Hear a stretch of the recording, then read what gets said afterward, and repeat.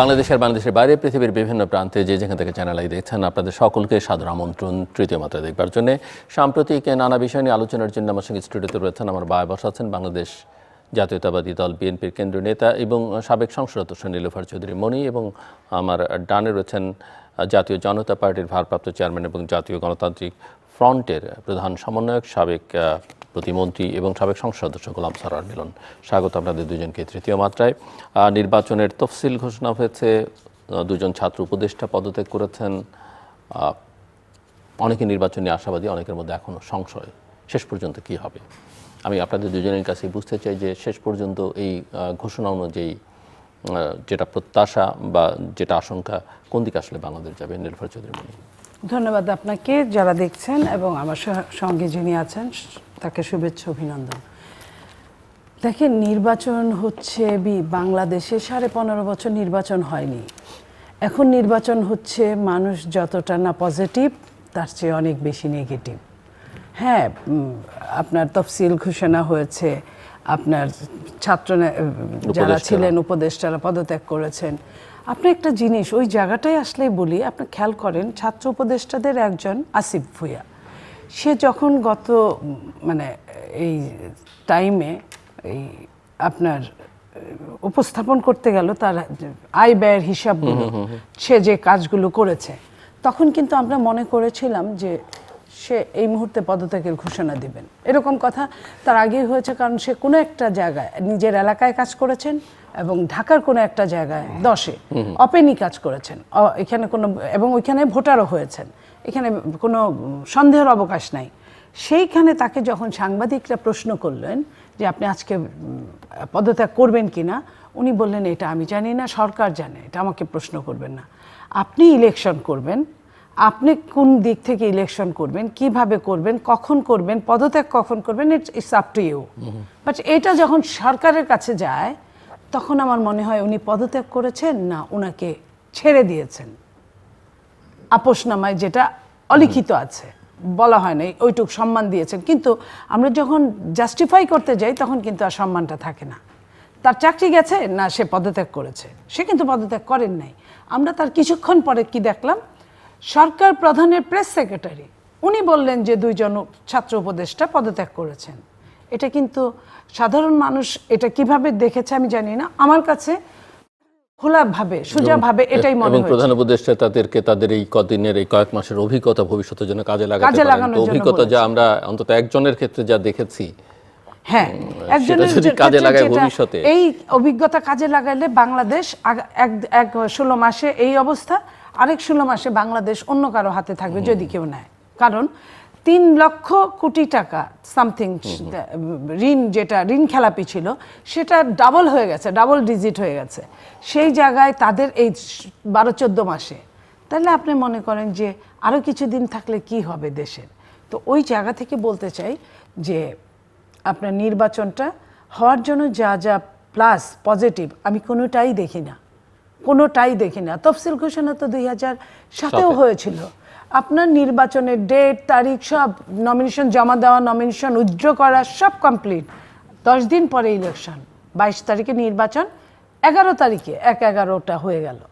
তো এই যে 11 তারিখে হলো, সেখান থেকে আমি মনে করি যে যদি আমি মনে করতাম নির্বাচন তখনই হতো যদি মবগুলো কারো হাতাহাতি না হতো, যদি যে সরকার প্রধান বলতে পারেন যে ঐতিহাসিক নির্বাচন করবেন, ঐতিহাসিক, যেটা ইতিহাসে এর আগে হয় নাই, তাহলে ঐতিহাসিক নির্বাচন করার জন্য যা যা সকালে সূর্য দেখলে যদি বোঝা যায় দিন কেমন যাবে, তাহলে যা যা দরকার আমরা কিছুই দেখছি না।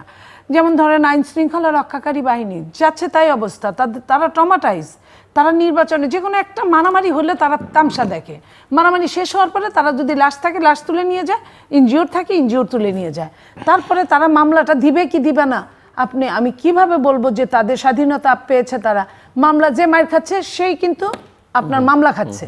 তো সেই জায়গায় নির্বাচনের জন্য সুইটেবল না। 2 নাম্বার সুইটেবল অস্ত্র, 1/3 অস্ত্র থানার যেগুলো সরকারি অস্ত্র খোয়া গেছে, এগুলো তোলা যায় নাই, তোলার কোনো ব্যবস্থাও আমরা মাঠে দেখছি না। মাঠে ঘাটে গোয়েন্দা সংস্থা এবং আপনার আইন শৃঙ্খলা রক্ষাকারী বাহিনী তারা কিন্তু জানে, তাদের অভিজ্ঞতা থেকে, তাদের আপনার ট্রেনিং থেকে কোথায় কার ওইখানে অস্ত্র থাকতে পারে, পয়েন্টগুলো তারা জানে। তারা কি কোনো পয়েন্টে আঘাত করেছে? আমরা দেখেছি, দেখি নাই। সব সময় বাংলাদেশ একটা ট্রানজিট পয়েন্ট হিসেবে সব সময় ইলিগ্যাল অস্ত্র থাকে, সব সময় থাকে, সব সময় আনাগুনা হয়। তো সেই ইলিগ্যাল অস্ত্র তো আমরা দেখছি না, সরকারি অস্ত্র তুলতে দেখছি না, ইলিগ্যাল অস্ত্র তুলতে দেখছি না। তাহলে আমরা কি করে মনে করতে পারি যে নির্বাচনটা এখানে তিনজন যদি একটা সেন্টারে যায়, তিন দলের পক্ষ থেকে যদি আমাদের বৎসা হয়, তর্ক হতেই পারে।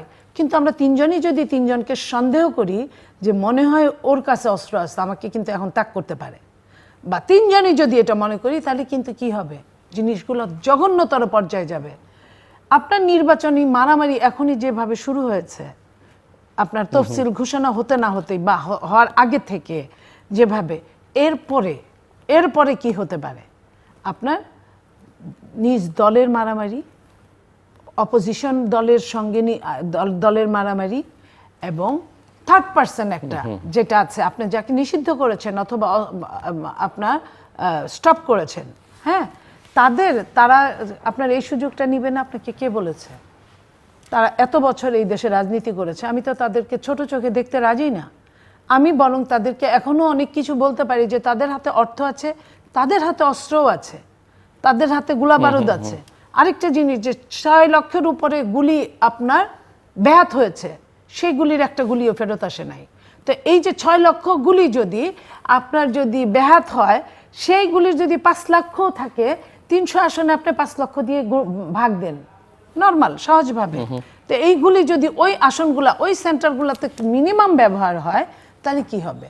গেল আপনার প্রশাসনের যে রদবদল, সেটা করতে হয় ইসির আন্ডারে থাকে। আমাদের বয়স একবারে কম হয় নাই, সেই ইসির আন্ডারে আমরা দেখেছি, এবং তখনই রদবদল হয়। সেই ইসির আগে আরেকটা রদবদল হলো, আমি জানি না যে 15 দিন আগে যে রদবদলটা হয়েছে, ইসি আজকে ক্ষমতাবান, কারণ আপনি ইসি যখন তফসিল ঘোষণা করে তখন থেকেই ক্ষমতাবান। ইসি যখন আরেকবার রদবদল করবে, তাহলে কি জগা খিচুড়ি অবস্থা। পূর্বের প্রশাসন ঘাপটি মেরে বসে আছে, যে বা যারা টাকা খরচ করছে, এখানে টাকার রেটটা বেড়ে গেছে। আপনার চালের দাম, ডালের দামের তো রেট বাড়ছে অনেক, তার চেয়ে শতগুণ, 1000 গুণ রেট বাড়ছে টাকা, এই রাজনীতিতে টাকা। কারণ যেইখানে ট্রান্সফারের আগে টাকা নিত হয়তো বা 10 লাখ, 15 লাখ, 20 লাখ, সেইখানে এখন 10 কোটি, 20 কোটি, 50 কোটি, 100 কোটি। এটা যেখানে মনোনয়ন নিতে আগে লাগতো 2 লাখ, 4 লাখ, 5 লাখ, 20 লাখ, 50 লাখ, সেইখানে এখন আমি ওটা বলতেই চাই না। তো এই যে জিনিসগুলা আপনার রাজনীতিতে, নির্বাচনে যে অপব্যবহারগুলো হচ্ছে, সেইখানে সরকারের মিনিমাম কোনো টনক নড়ছে না। সরকার নির্লিপ্ত, একটা নির্লিপ্ত সরকার। উনি কি চাচ্ছেন ইচ্ছা করেই যে ঘরে ঘরে গৃহযুদ্ধ বাধায় দেওয়ার জন্য? উনি কি চাচ্ছেন ইচ্ছা করেই যে নির্বাচনটা যাতে বানচাল হয়ে যায়, নির্বাচনটা যাতে সঠিক সময় না হতে পারে? তাহলে উনি যদি এই জিনিসগুলো চান, তাহলে নির্বাচনের নাটক দেখায়, ওনার তো একটা বয়স হয়েছে, এই নাটকটা দেখানোর তো কোনো কারণ নাই। উনি যদি বিদেশি গিনিপিগও হয়, এই দেশেরটা খেয়েছেন উনি, এই দেশে জন্মগ্রহণ করেছেন উনি, এই দেশে পড়ালেখা করেছেন উনি, এই দেশে শিক্ষকতা করেছেন উনি, এই দেশ থেকে মানুষের রক্ত চুষে পয়সা নিচ্ছেন উনি, তাহলে মিনিমাম কি এই দেশের জন্য তার অবদান থাকা উচিত না? শুধু নেওয়ার জন্য কি উনি এই দেশ থেকে টাকা তুলে বাইরে পাচার করার জন্য উনি? তাহলে উনি যদি মিনিমাম যদি করতেন, তাহলে আজকে নির্বাচন নিয়ে এই ছেলে খেলাটা উনি খেলতে পারতেন না, বা খেলা উচিত না। আমি এইখানে বলতে চাই, আমরা যখন ব্যর্থ, তখন আমরা শেখ হাসিনার ক্ষেত্রেও এটা দেখেছি যে নেচার অফ রিভেঞ্জ, এই জিনিসটা কিন্তু বৃথা যেতে পারে না, বৃথা হয় না। তো আমরা কি বারবার নেচার অফ রিভেঞ্জের দিকে তাকায় থাকবো? যখন মানুষ অপারগ হয়, তখন কিন্তু আল্লাহর কাছে ফরিয়াদ করে, তো আল্লাহ কিন্তু সেটা শুনে 2 দিন আগে পরে আল্লাহ তার প্রয়োজন অনুসারে। তো এই যে এই দেশটা আল্লাহ নিচে টিকায় রাখছে, এত অসভ্যতার মধ্যে, এত খায়ের মধ্যে, এত মারামারির মধ্যে একটা দেশ টিকে থাকে কেমনে, আমার হিসাব মিলে না। আমি যদি 1 লক্ষ ভাগের 1 ভাগ ভাই বুঝতাম, আমি কোনোদিন আর যাই করি, আমি ডিসি হইতাম, চোর হইতাম, কিন্তু আমি রাজনীতি করতাম না। আসছি আপনার কাছে, মিস্টার গোলাম সরোয়ার মিলন, কি দেখছেন সামনে? ইতিমধ্যে কি দেখে আসলে বেশ কয়েকটি দল মিলে, যাদেরকে আবার ফ্যাসিস্টের দোসর বা স্বৈরাচারের দোসর বলা হয়, তারা মিলে একটা জোট করলেন, সেই জোটের আপনি প্রধান সমন্বয়ক, এবং সেই জোট আবার প্রকাশ্যে রাজনীতি করতে পারছে না, আবার আওয়ামী লীগের মতো নিষিদ্ধও নয়, তার কার্যক্রম স্থগিত নয়, আওয়ামী লীগের কার্যক্রম স্থগিত, নিষিদ্ধ না, কিন্তু অবস্থাটা আসলে নিষিদ্ধের মতোই।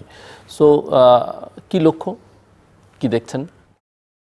তফসিল হলো, উপদেষ্টারাও একেবারে তফসিল ঘোষণার সঙ্গে সঙ্গে তাদের পদত্যাগ কার্যকর হওয়ার মধ্য দিয়ে সরকার এটা হঠাৎ করেই নিরপেক্ষ হয়ে ওঠার অবস্থায় চলে গেল, মোড়ে চলে গেল। আপনার শুনতে চাই। ধন্যবাদ। সকলের প্রিয় সঞ্চালক, সবার প্রিয় না, কোনো করার নাই, বাংলাদেশের আমাদের মতো সকলের প্রিয়, এবং শুধু আপনি সঞ্চালকই নন, আপনি একজন রাজনৈতিক বিশ্লেষক। যাই হোক, আছে আমার সাথে আজকে আমার প্রিয় বোন, বাধ্য হয়ে আর কি, আমাদের মনিয়াপা আছেন, বিএনপির নেত্রী। অগণিত দর্শক শ্রোতাকে প্রীতি শুভেচ্ছা।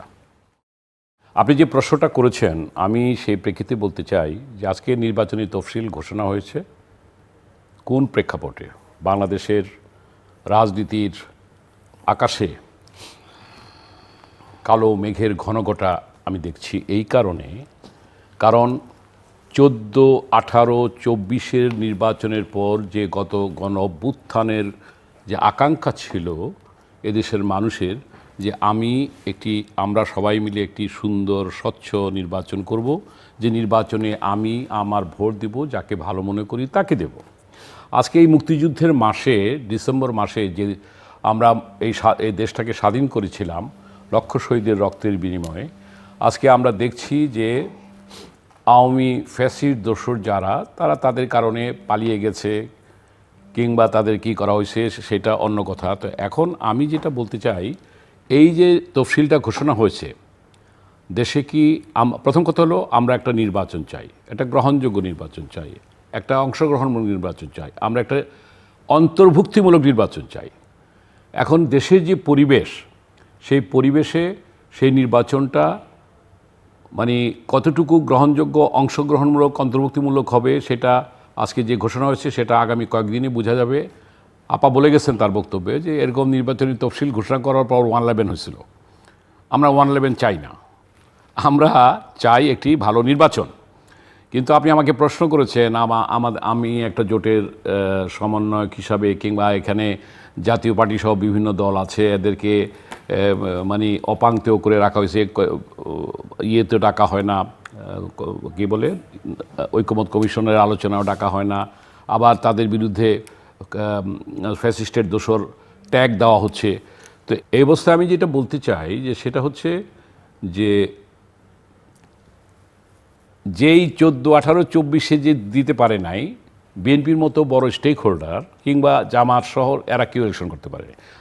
ধরে নিলাম যে তখন গুটি কয়েকটা দল করেছে। তো এইবার যে ইলেকশন হবে, সেই ইলেকশনে যদি আপনি আমাদের কথা বলেছেন, আমাদের জোটের ভুক্ত দলগুলো কিংবা জাতীয় পার্টি, আওয়ামী লীগ তো ধরেন তাদের কার্যক্রম নিষিদ্ধ, ইলেকশন করতে পারবে না, কিন্তু আবার রিফাইন্ড আওয়ামী লীগে তারা এইভাবে করতে পারবে, স্বতন্ত্র হিসাবে করতে পারবে, এরকম ধারণা প্রেস সচিব বিভিন্নভাবে দেওয়ার চেষ্টা করেছেন। আমি ওই প্রসঙ্গে না গিয়ে বলতে চাই, এই যে আমরা যারা নির্বাচন করতে চাই, আমরা আমাদের জোটের পক্ষ থেকে আমরা তালিকা গ্রহণ করেছি, আমরা নির্বাচনে অংশগ্রহণ করতে চাই। প্রশ্ন এই লেভেল প্লেইং ফিল্ড না হওয়া পর্যন্ত একটা মব কালচারের মধ্যে, মবের মধ্যে তো আমরা সেই নির্বাচনে যাওয়ার ব্যাপারে তো আমাদের দ্বিতীয়বার ভাবতে হবে। নাম্বার 2, যে কথা বলেছেন, আপাও বলেছেন, আপনার অস্ত্র উদ্ধার হয়নি। সুতরাং এই যে তফসিল ঘোষণার পর নির্বাচনী যে আজকে তফসিলটা হলো, তারপর যে আইন শৃঙ্খলা বাহিনীর যে মনোবলটা যত স্ট্রং থাকা দরকার, সেই জায়গাটায় কি বর্তমান সরকার পেরেছে? আমি আপনার এখানে কয়েকবারই বলেছি, এই সরকার প্রথমত সে নিজেকে নিরপেক্ষ হিসাবে চূড়ান্তভাবে সেখানে প্রমাণ করতে পারেনি, সক্ষমতার প্রশ্নে তার সীমাবদ্ধতা আছে। সুতরাং আজকের এই যে তফসিল ঘোষণা, এই তফসিল ঘোষণার পর কিন্তু কয়েকটা দিন গুরুত্বপূর্ণ, কারণ আওয়ামী ফ্যাসিস্টরা যে নির্বাচন করছে, যে একটা অংশকে বাদ রেখে নির্বাচন করছে এবং একটা ডামি নির্বাচন হয়েছে, যদি এইবার আপনি যেটা আমাদেরকে প্রশ্ন করলেন, আমাদেরকেও নির্বাচন করতে না দেয় কিংবা অন্তর্ভুক্তিমূলক নির্বাচন না হয়, তাহলে আমি বলবো বাংলাদেশের 13তম না কিন্তু আপনাদের কিন্তু নির্বাচন করতে না করছে না। না করছে না, কিন্তু পরিবেশ যদি আমি মাঠে যেতে না পারি, আমার নিরাপত্তা না থাকে, আমাদের বিরুদ্ধে মামলা আছে, সেই মামলাগুলিকে যদি প্রত্যাহার না করা হয়, তাহলে সে কিভাবে মাঠে কাজ করবে? এবং আপনাকে একটা কথা রেকর্ডে বলে রাখতে চাই যে এবারে নির্বাচন যদি এগুলি ওই যে এক কথা আসতে হয়, লেভেল প্লেইং ফিল্ড না হলে ত্রয়োদশ সংসদ নির্বাচন হবে বাংলাদেশের ইতিহাসে সবচেয়ে জঘন্যতম বাজে নির্বাচন। এই কারণে এর আগে তো 14 সনে হয়েছে কি বলে এই এমনি হয়ে গেছে, যেহেতু বিএনপি জামাত ছিল না, তারা বিনা ভোটের নির্বাচন। 18 সনে হয়েছে রাতের নির্বাচন, 24-এ হয়েছে আমিডামি নির্বাচন। এইবার হবে বলতেছে উৎসবমুখর, এইবার হবে যুদ্ধমুখর তো হয় না, মানে যুদ্ধের দামামা বাজবে। এবং আমি তো এখন দেখছি যে এখন বড় বৃহৎ দুটা স্টেক হোল্ডার বিএনপি এবং জামাত। আমি বিএনপি না করলেও বিএনপির একজন শুভাকাঙ্ক্ষী হিসেবে বলতে চাই, কারণ এই দেশে করেছেন একসময় আমি ছাত্র দলের প্রেসিডেন্ট ছিলাম, এবং এই দেশে আজকে এই শ্রদ্ধার সাথে স্মরণ করতে হয় যে এই শহীদ রাষ্ট্রপতি জিয়া মেজর যখন ছিলেন, তিনি তো স্বাধীনতার ঘোষণা করেছিলেন, এবং তার সেদিনকার সেই ঘোষণা আমি তখন ক্লাস 10-এর ছাত্র, আমার রক্তে অনুরণ সৃষ্টি হয়েছিল। আমার দুঃখ আজকে যারা জামাত, আজকে আমি তাদেরকে রাজনৈতিক ইয়ের জন্য তাদেরকে সম্মান করতে চাই, কিন্তু ততটুকু সম্মান করতে চাই এই পর্যন্ত 71কে প্রশ্নে তারা প্রত্যক্ষভাবে কোনো ক্ষমা চায় নাই। আজকের এই কিন্তু তারা বলছে 47 থেকে কোনো কারণে কেউ দুঃখ পেলে আমরা আপনারা এখন 71-এর প্রশ্ন বলছেন, কিন্তু জামায়াত ইসলামের নেতৃবৃন্দের বিভিন্ন জায়গায়, বিভিন্ন অঞ্চলে, বিভিন্ন সময় যে ধরনের কথাবার্তা 71কে কেন্দ্র করে, ভাষা আন্দোলনকে কেন্দ্র করে, আমাদের পতাকাকে নিয়ে তারা যা করছে, সেটা কিসের লক্ষ্য? আজকে সেটাই তো বলতেছি যে আপনি মানে যদি কোনো কারণে তারা আনুষ্ঠানিকভাবে, তাদের ভাষায় তারা তো ক্ষমতায় যাচ্ছে, অথবা তারা যদি ইভেন বিরোধী দলও থাকে, এটা তো আনুষ্ঠানিক এক ধরনের সংসদীয় গণতন্ত্রের স্বীকৃতি। এই কারণেই কোন জায়গায় বাংলাদেশ, কোন জায়গায়, এই কারণে আমরা বলি যে শহীদ রাষ্ট্রপতি জিয়া বাংলাদেশি জাতীয়তাবাদের প্রবক্তা হিসাবে আমাদের কাছে এসেছিলেন। আমরা মনে করি সেইটা বাংলাদেশি জাতীয়তাবাদের পুনর্জাগরণ দরকার। আমরা অনেকে মুখে বললেও আজকে আমাদের মূল্যবোধে, আমাদের চেতনায়, আমাদের সাংস্কৃতিক সাম্যে, আমাদের রাজনৈতিক আচরণে এই জিনিসটা নাই। এই কারণে আজকে তারা যে সুযোগটা পাচ্ছে, জামাতের কথা বলছেন, আমি মনে করি যে যদিও তারা একটা মধ্যপন্থার রাজনীতি আমরা যেমন বিশ্বাস করি, তারাও বলতে চায় জাতীয়ভাবে, আন্তর্জাতিকভাবে আমরা ইসলামী রাজনীতি করলেও আজকে আমরা চাই যে একটা মধ্যপন্থার দিকে যেতে। কিন্তু তাদের যে বক্তব্যের কথা আপনি বললেন, এটা সাধারণ মানুষ কিন্তু আজকে ভীত, কম্পিত, এবং সাধারণ মানুষ সেই জন্যই তো কথাটা একটা শব্দে চলে আসে। একটা বামপন্থী সংগঠন বা একটা ধর্মভিত্তিক রাজনৈতিক সংগঠন কিভাবে মধ্যপন্থার রাজনীতি করে দাবি করতে চায়। ওই যে ভোটের প্রশ্নে তারা রোজা পূজা একসাথে করতেছে, হ্যাঁ, তারা বলতেছে যে হিন্দুদেরকে তারা নমিশন দিবে কিংবা হিন্দুদের পক্ষে। ভালো, আমরা তো সর্বধর্ম সম্প্রীতিতে বিশ্বাস করি, আমরা মধ্যপন্থী, উদার, রাজনৈতিক, গণতান্ত্রিক মূল্যবোধে বিশ্বাস করি। এই ব্যাপারে ঐক্যবোধ, এটা তো আমাদের ফিলোসফি। কিন্তু তারা যখন এটা বলে, আমরা চাই তারাও নির্বাচনে, অন্তর্ভুক্তিমূলক নির্বাচনে তারা অংশগ্রহণ করবে। আমি শেষে যেটা বলবো যে আজকে এই নির্বাচনের প্রশ্নে, সুশাসনের প্রশ্নে, কিংবা আমরা যে আধুনিক একটা বাংলাদেশ করে সবার এটাকে যে সমান করব, এটা কি তৈরি করছে এই বর্তমান সরকার? সেটা করতে পারে নাই। সুতরাং আমরা হয়তো কয়টা দিন দেখব, তারপর আমরা হয়তো আমরা 1-11 চাই না, কিন্তু আমাদেরকে এর যে প্রশ্নগুলি উত্থাপন করলাম, এগুলি যদি আমরা না হই, আমরাও তো নির্বাচনে অংশগ্রহণ করতে পারবো না। তখন যদি একটা ওই যেটা বললাম যে বাংলাদেশের সবচেয়ে খারাপ নির্বাচন হবে, এবং সেই নির্বাচন জনগণ গ্রহণ করবে কিনা আমরা চাই, কিন্তু উনি তো বলছেন যে উৎসব মুখর। সুতরাং আমরা তো, আমার কাছে মনে হচ্ছে, চোখে দেখছি যে এটা তো উৎসব মুখর না, একটা নিরাপত্তাহীন যুদ্ধের আবহর মধ্য দিয়ে একটি নির্বাচন হবে, যেটা এদেশের মানুষ কামনা করে না। তাই আমরা চাই যে একটা ভালো নির্বাচনের প্রশ্নে সকল দলের বিভাজন বাদ দিয়ে, সকল দলের মতের ভিত্তিতে, এটি মানে ঐক্যবদ্ধতার মতামতের ভিত্তিতে একটি নির্বাচনের আয়োজন করা হোক। এবং আমরা এখানে, আমি লাস্টে বলে গেছি যে এটি তত্ত্বাবধায়ক সরকার অধীনে নির্বাচনটা হলে আরও বেশি ভালো হতো। এখন ওনার অধীনে নির্বাচনের সক্ষমতার প্রশ্ন বাদ দিয়েও ওনার প্রতি একটা অভিযোগ থাকবে, উনি হয়তো কোনো দলকে প্রচ্ছন্ন সমর্থন দিচ্ছেন, যেটা ভবিষ্যতে মানুষ গ্রহণ করবে না। মিস নেলুফার চৌধুরী মনি, জি, শুনছিলেন আপনি। এবং জামাত এখন নানা ধরনের সার্ভেতেও যেটা দেখা যাচ্ছে, নানা প্রতিষ্ঠানের করা, যে তারা রাইজিং, তাদের কথাবার্তায় তো তারা ক্ষমতায় প্রায় চলেই গেছে এবং তারা বিএনপিকে যথেষ্ট পরিমাণে চ্যালেঞ্জ করে দিচ্ছে। কেউ কেউ মনে করেন যে জামাত আসলে বিএনপির ঘাড়ের উপর এখন নিঃশ্বাস ফেলছে বেশ। দেখেন, এটা এটা এক ধরনের চিন্তা করার বিষয়। কারণ আমি জামাতকে এত হালকা করে দেখছি না এই কারণে যে মাঠে আওয়ামী লীগের মতো একটা দল নাই। আওয়ামী লীগ যত সন্ত্রাসী, যত রকম আপনার ফ্যাসিস্ট, হায়না যাই হোক না কেন, কিছু লোককে খাইয়ে পড়িয়ে অনেক পুরানো দল হিসেবে অনেক খাওয়া দাওয়া ছাড়াও কিন্তু অনেকে বয়োজ্যেষ্ঠ, ওইটাই বলছিলাম, অনেক বয়োজ্যেষ্ঠ জানে আওয়ামী লীগ ভালো না, রক্তের মধ্যে, তারপরেও রক্তের মধ্যে আমার বাপ দাদা দিয়ে গেছে ভোট বা সাপোর্ট করে গেছে, মনের ঘৃণা নিয়েও সাপোর্ট করে, এরকম অনেক বিএনপিতেও আছে। তো সেই জায়গায় এরা আছে, এরা কিন্তু এখন নমিনেশন ইলেকশন করতে পারছে না। এখন 2 মাসেই আমরা 2 মাস আছে সময়, 2 মাসে আমরা এটাই মনে করছি গেল আওয়ামী লীগের, তাহলে জামাতের এই জায়গায় একটুখানি কিছুটা হলেও বাড়বে। এইখানে আরেকটা জিনিস আছে, জামাত সারা বাংলাদেশে কোথাও আওয়ামী লীগের বিরুদ্ধে একটা মামলাও করে নাই। এটা একটা বিরাট, বরং মামলা তোলার জন্য টাকা খরচ করেছে, নিজের টাকা খরচ করেছে, জামিনের ব্যবস্থা করেছে, বাসায় বাজার পাঠিয়ে দিয়েছে, যে বাসায় বাজার নাই আওয়ামী লীগের, রাতে থাকার ব্যবস্থা করে দিয়েছে, নিরাপদ জায়গা দিয়েছে। এই যে এত জায়গা, আপনি যত কথাই বলেন, জামাতের যতগুলো হসপিটাল আছে, হসপিটালে যদি আওয়ামী লীগের সবচেয়ে সন্ত্রাসী কেউ যায় ঘুমায়, তাইলে আপনার কি হবে? পুলিশ কিন্তু আর যাই হোক হসপিটালে যাওয়ার আগে 50 বার ভাববে। গেল আপনার যেমন ধরেন বাংলাদেশের বিশ্ব সন্ত্রাসীরা কিন্তু এই ধরনের জায়গাগুলো বেছে নেয়, এইগুলো এই জায়গা নিষিদ্ধ পল্লী, এই জায়গাগুলো যেখানে অন্যভাবে অ্যারেস্ট করা হবে বা যাওয়া হবে, স্বাভাবিকভাবে যাওয়া হবে না, তারা এই জায়গাগুলা, এবং এই জামাতের জায়গাটাও এরকমই অনেকটা তারা সেভ করছে। তো সেইখানে তারা আওয়ামী লীগের ভোটটা নিশ্চিত করছে। আপনার যতই আওয়ামী লীগের নেত্রী বলুক উপর থেকে যে আর যাই হোক কাউরে ভোট দিবা না, না বিএনপি না জামাত, কিন্তু ও যখন যে সাপোর্টটা পাইছে তখন সে বলবে তো তুমি তো পালায় বাচ্চা গেছো, আমরা যে এখানে কি অবস্থায় আছি সেটা তো তুমি জানো না, এই জায়গাটায় আমাদের অমুক হেল্প করছে।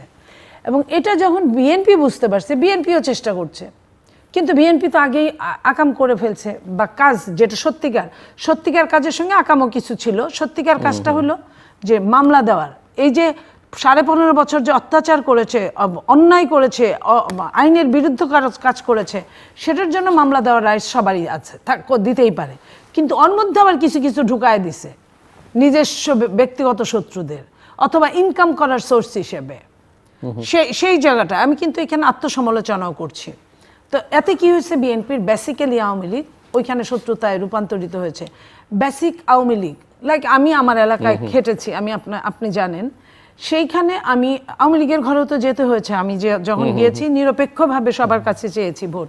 মার্কেটে 5টা দোকান যদি অন্য কারো থাকে, 10টা বা 15টা দোকান আওয়ামী লীগের আছে, সেইখানে তারা বলেছে আপনি দাঁড়ালে আপনাকে, আমাদের ভোট আছে 19টা, আমাদের ভোট আছে 25টা, শুধু আপনি দাঁড়ালে আমরা গিয়ে ভোট দিব, আইদার আমরা ভোট দিতে যাবো কিনা চিন্তার ব্যাপার আছে। এটা বলার কারণটা আমি বলি, আমাকে ভালোবাসে সেই জন্য না, আমি তো তাদের কোনো মামলা দেইনি, যেহেতু আমি জেলার কোনো দায়িত্বে নাই, এটা আমার কাজ না।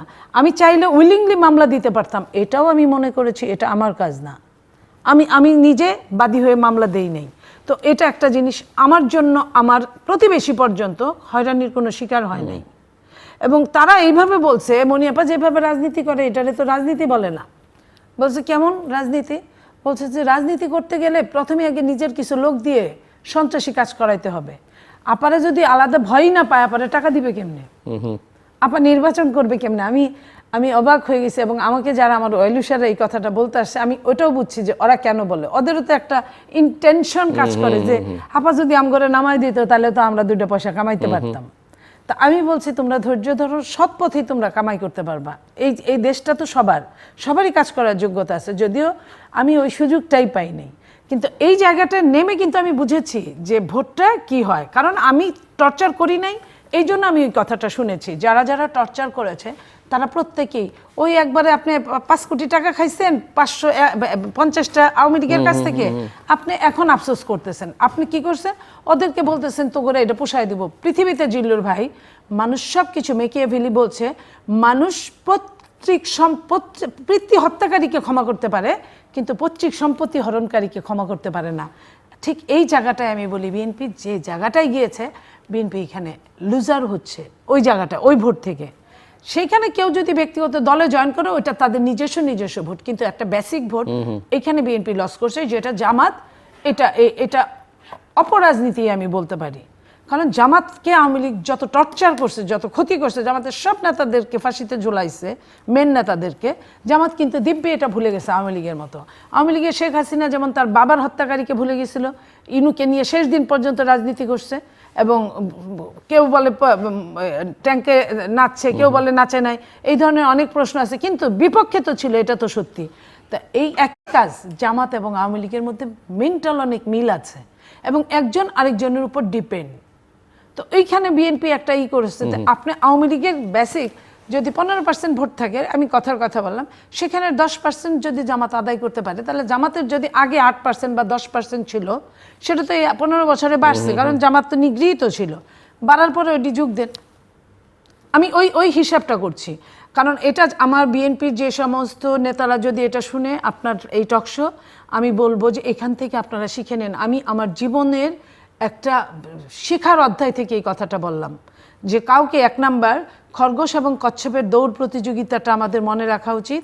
2 নাম্বার, এইখানে দুইটা দল বেসিক বাহ্যিক দৃষ্টিতে আওয়ামী লীগ বিএনপির সঙ্গে অনেকটা মিল আছে, আভ্যন্তরীণ দৃষ্টিতে জামাত আওয়ামী লীগের সঙ্গে অনেকটাই মিল আছে, এবং একজন আরেকজনের উপর নির্ভরশীল। এই কারণে আওয়ামী লীগ যখন জামাতকে আপনার নিষিদ্ধ ঘোষণা করে আপনার নির্বাহী আদেশে, তখন জামাত কিন্তু আওয়ামী লীগের ঘাড়েই ছিল।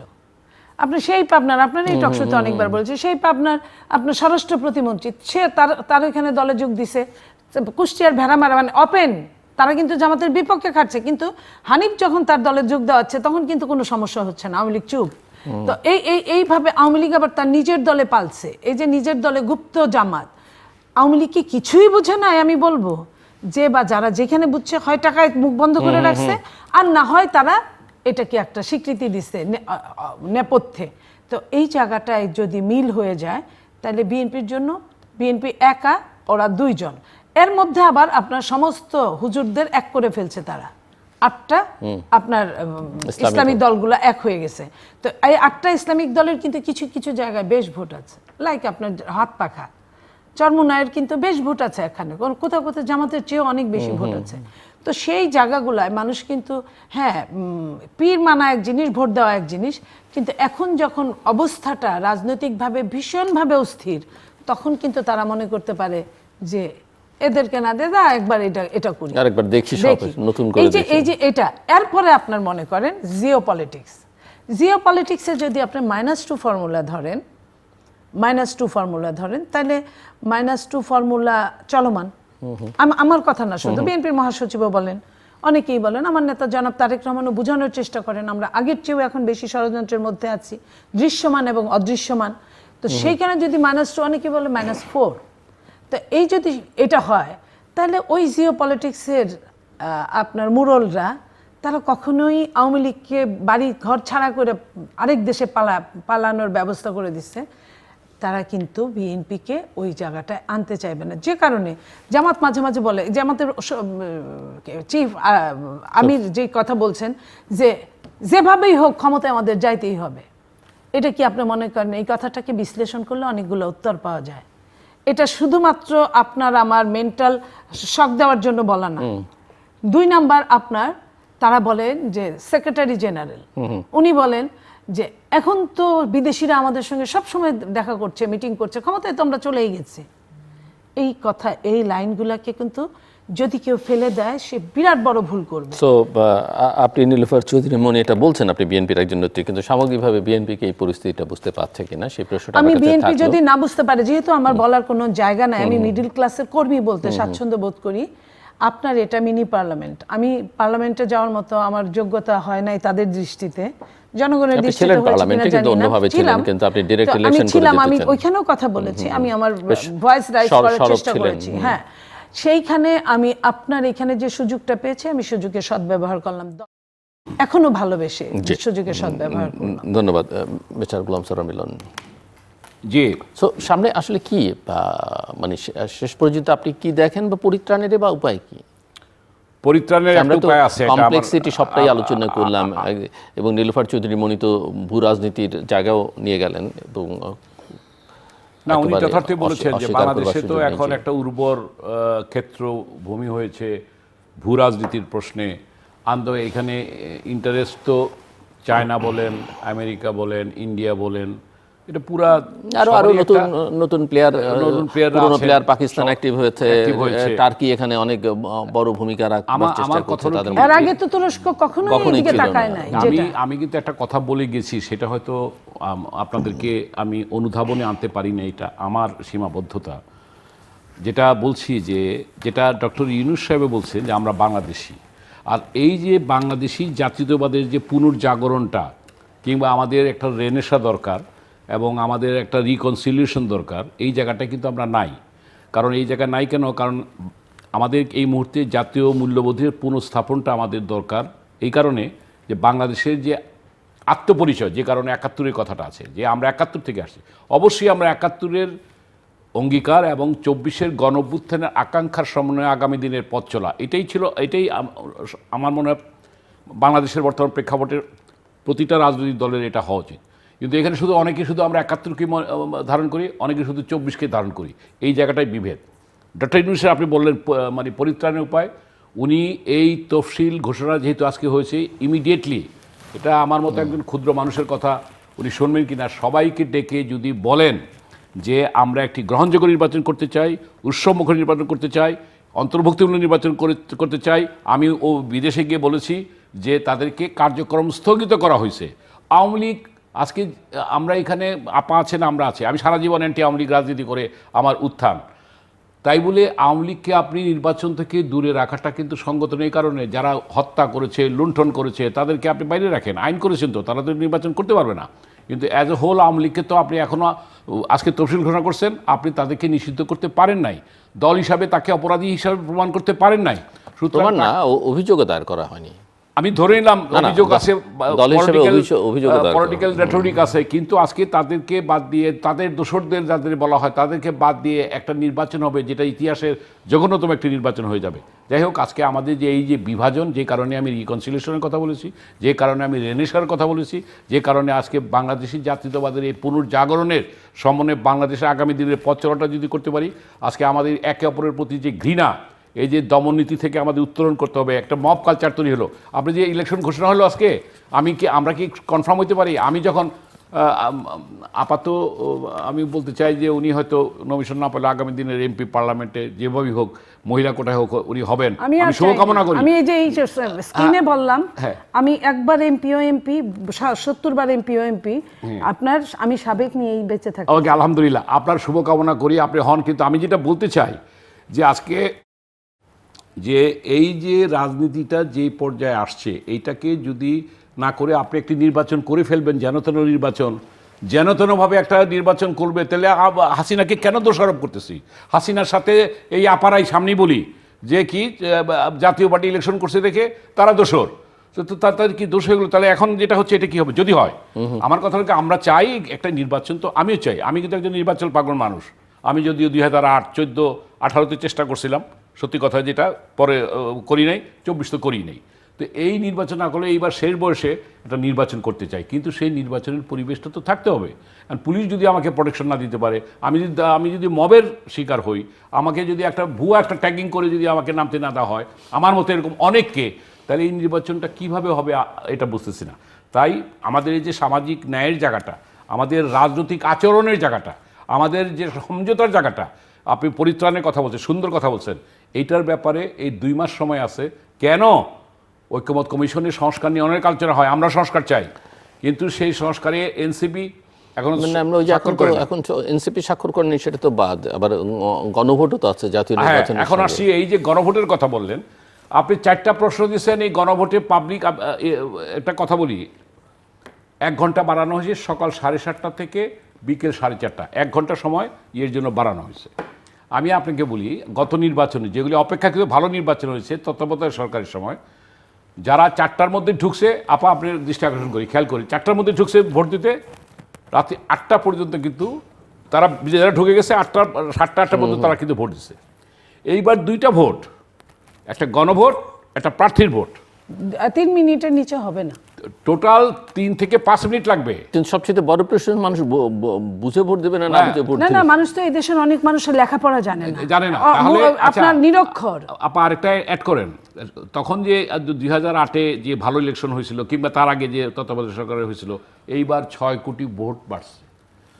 তাইলে এই এতগুলি ভোট, সেন্টার হয়তো কিছু বাড়াইছেন আপনারা, এতগুলি ভোট এই সময়ে 2টা ভোট দেওয়া, একটা গণভোট আর একটা প্রার্থীর ভোট, সংসদের ভোট, এটা কিভাবে সম্ভব? আমি এই জায়গাটায় রাত্রে 8টা-9টা বাজলেও হয়তো তারা নিবেন, ভালো কথা, কিন্তু এটা জিনিসটা কিন্তু সেইভাবে মানুষের কাছে কিন্তু 1 ঘন্টা বাড়াইছে মাত্র, 1 ঘন্টায় নেবার, মাত্র 1 ঘন্টা, সম্ভব এটা সম্ভব না। তো সুতরাং আজকে এই নির্বাচনটাকে কি আমরা অতীতের মতো একমাত্র সত্যি কথা 91 সনে এরশাদ সাহেবের স্বৈরাচার বলেন যাই বলেন, সে চলে যাওয়ার পর কিন্তু একটা ভালো নির্বাচন হয়েছিল, বিএনপি ক্ষমতা এসেছিল এবং সেই 5 বছর কিন্তু তারা ভালো দেশ শাসন করেছে। তারপরেরটাও মোটামুটি ভালো হয়েছিল এবং তারপরেরটাও হয়েছে 96, তারপরে তো তারপরেরটাও মোটামুটি ভালো, 2001 পর্যন্ত চলছে, ভালো মতো হয়েছে। কিন্তু এরপরে 2008-এরটা অনেকে বলেন যে অনেক আওয়ামী লীগকে ক্ষমতা আসার জন্য মেকানিজম, ওইটাও আমি বললাম ধরে নিলাম, কিন্তু পরে যেগুলি হয়েছে আমরা কি সেই 14, 18, 24-এর পুনরাবৃত্তি করতে যাচ্ছি এই নির্বাচনে?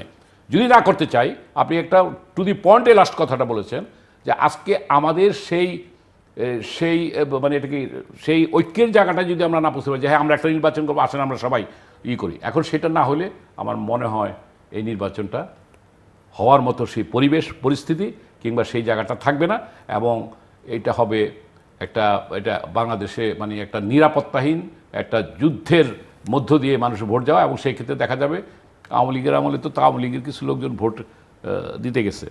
এইবার আমি জানি, কারণ এবার স্টেক হোল্ডার বিএনপি তো বড় স্টেক হোল্ডার, অস্বীকার করার উপায় নেই, তারা ভোটার বেশি, তারাও যাবে কিনা, কিংবা এই জামাতের কৌশলের কাছে, জামাতের কাছে তারা নিজেদেরকে কতটুকু সার্ভাইভ করাতে পারবে। কারণ ম্যাডাম আজকে অসুস্থ, দেশনেত্রী খালেদা জিয়াকে আমরা শ্রদ্ধার সাথে সম্মান করতে চাই। এই কারণে আপনাকে এখানে বলি, এটা জাতিগতভাবে সবাই করে, ব্যক্তিগতভাবে আমার একটা জায়গা আছে, ছাত্রদলের সভাপতি থাকাকালীন আমার বিয়েতেও নিয়ে এসেছিলেন, সুতরাং একটা আত্মার সম্পর্ক একটা আছে, ওনার সুস্থতা কামনা করি।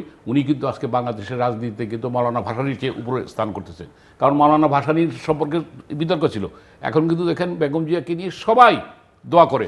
এই যে দোয়াটা উনি পাচ্ছেন, ওনাকে অসুস্থ রেখে কোনো নির্বাচন, ইনক্লুডিং শেখ হাসিনা, এবং এই ওনাকে অসুস্থ রেখে একটা নির্বাচন, আর তারেক জিয়া উনি বিদেশে আছেন, এই দুইজনকে বাইরে রেখে এই নির্বাচনটা আমি ওনারা ভালো, এটা তো আমি বলতে পারি না, আমি একজন নাগরিক হিসাবে কমেন্ট করলাম, এটা কতটুকু আমরা মানে কি হবে এই জায়গাটা। সুতরাং এখানে ফাইনাল রাউন্ড বিদেশি একটা ষড়যন্ত্র হবে, সুতরাং আমরা চাই ওনার সুস্থতা কামনা করি এবং তারেক সাহেবও দেশে ফিরে আসুক এবং সকলের অংশগ্রহণে, সকলের সাথে আলোচনা করে একটা ভালো নির্বাচন। Final round, what is next, 4 minute করে দুজনের জন্য, 4 মিনিটস।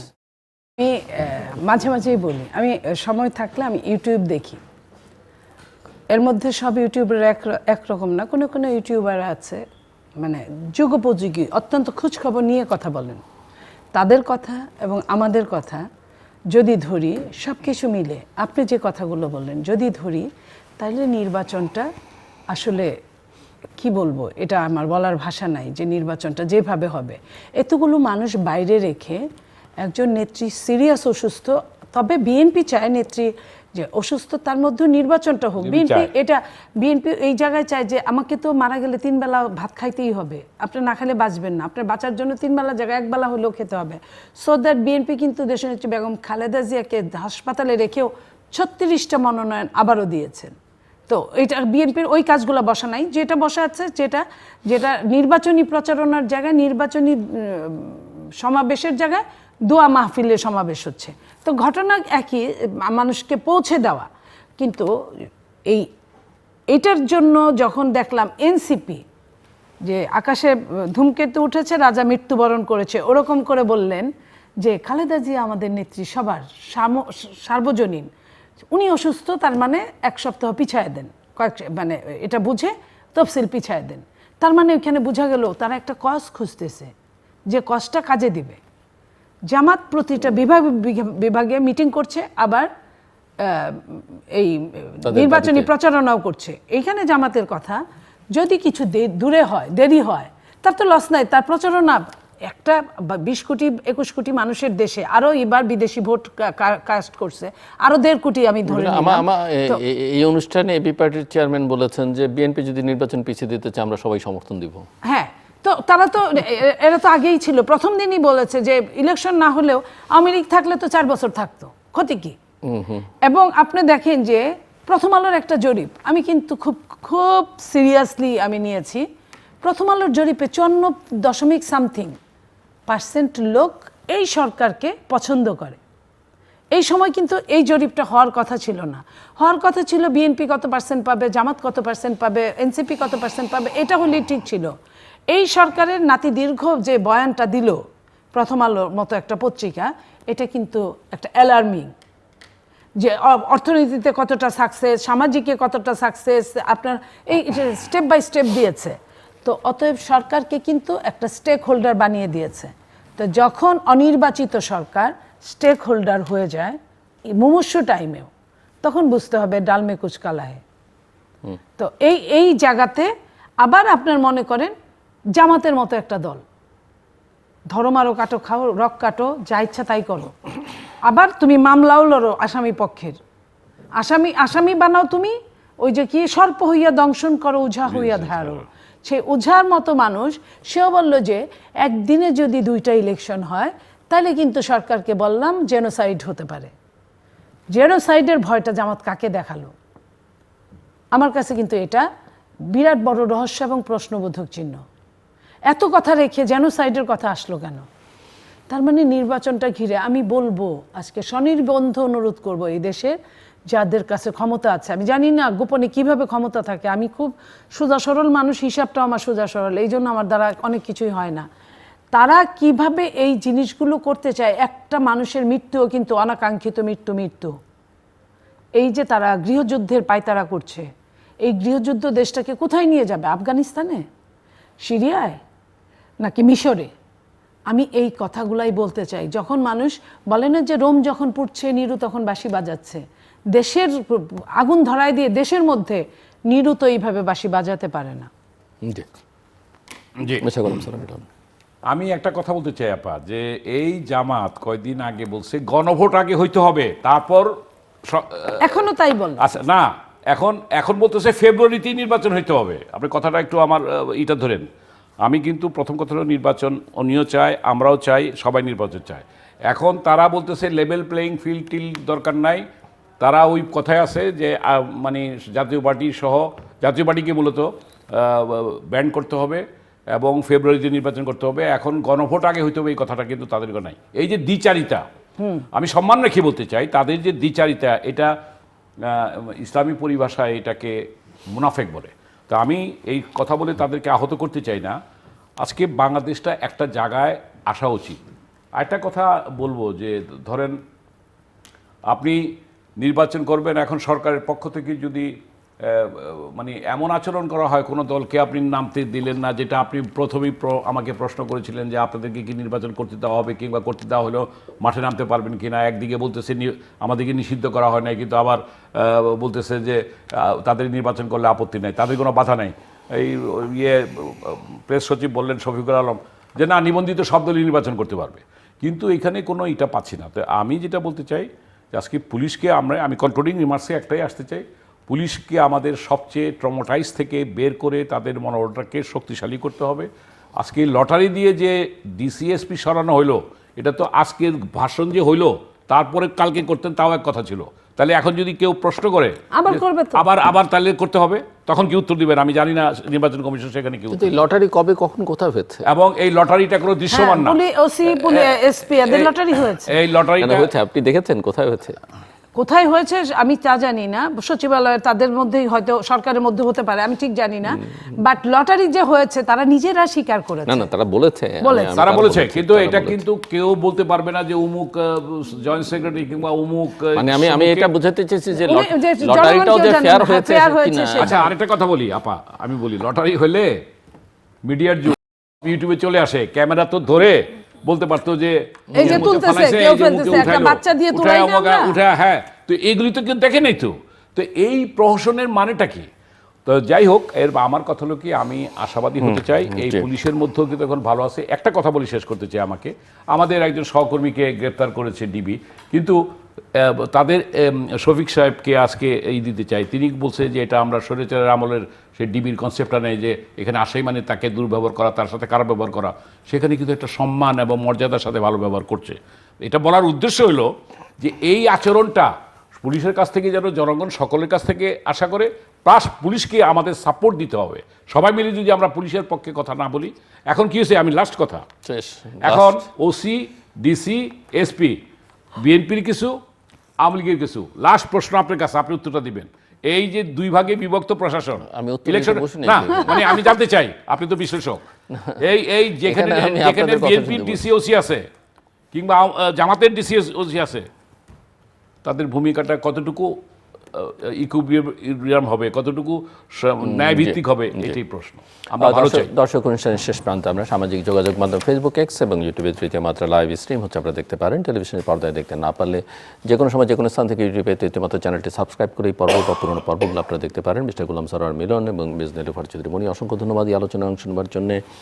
দর্শক, নির্বাচনের তারিখ ঘোষণা হয়েছে, তফসিল ঘোষণা হয়েছে এবং একই সঙ্গে সরকার একটা নিরপেক্ষ ভাব নিয়ে আসবার চেষ্টা করছে। জাস্ট যারা নির্বাচন করবেন উপদেষ্টা, তাদের পদত্যাগের মধ্য দিয়ে, পদত্যাগ কার্যকর করবার মধ্য দিয়ে। কিন্তু অতীত আমরা কখনো দেখিনি যে কোনো অন্তর্বর্তীকালীন বা তত্ত্বাবধায়ক সরকারে যারা উপদেষ্টা হিসেবে থাকেন তারা আসলে নির্বাচন করেন।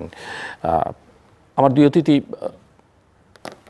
রাজনীতিবিদ, তারা নানাভাবে পুরো চিত্রটা তুলে ধরবার চেষ্টা করেছেন। বাংলাদেশের মানুষ দীর্ঘকাল ধরে, বিশেষ করে বিএনপি নেতাকর্মী এবং অন্যান্য অনেক রাজনৈতিক দলের নেতাকর্মীরা একটা ভালো ভোটের জন্যে লড়াই করেছেন, সংগ্রাম করেছেন, ত্যাগ স্বীকার করেছেন। একটা ভোট সব বদলে দেবে এমন মনে করবার কোনো কারণ নেই, কিন্তু ভোট ছাড়া গণতন্ত্র হয় না, সেটা আমাদের মাথায় রাখতে হবে। এবং সেই কারণে যেন তেন প্রকারের একটা নির্বাচনের আয়োজন আসলে বাংলাদেশকে অভ্যন্তরীণভাবে তো বটেই, ভূ রাজনৈতিক বিবেচনা চরম বিপদের মধ্যে ফেলে দিতে পারে। আমার অতিথিরাই বলছিলেন অনেক প্লেয়ার এখন সক্রিয় সরব বাংলাদেশে। বাংলাদেশের বিভিন্ন থানা থেকে লুট হয়ে যাওয়া অস্ত্রগুলো কোথায় আছে, কার হাতে আছে আমরা জানি না। একই সঙ্গে আমরা সাম্প্রতিককালে সরকারের একজন উপদেষ্টার উদ্যোগেই নানা রকমের অস্ত্রের ট্রেনিংয়ের কথা শুনলাম। আবার সেই উপদেষ্টার মুখেই আমরা একসময় শুনেছিলাম 5 তারিখে যদি শেখ হাসিনা বিদায় না নিতেন, পালিয়ে না যেতেন, তাহলে তারা অস্ত্র হাতে তুলে নিতেন।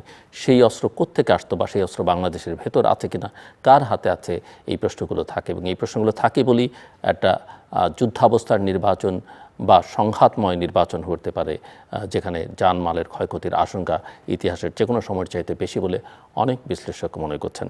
তারপর আমরা চাই নির্বাচনটা বাংলাদেশের জন্য খুব জরুরি, যত দ্রুত হয় তত ভালো, নির্ধারিত দিনে হোক ভালো, কিন্তু সেই নির্বাচন যেন দিনের ভোট রাতে বা একদিনের ভোট আগের দিন কিংবা এক পেশে কিংবা আমিডামি নির্বাচন না হয়।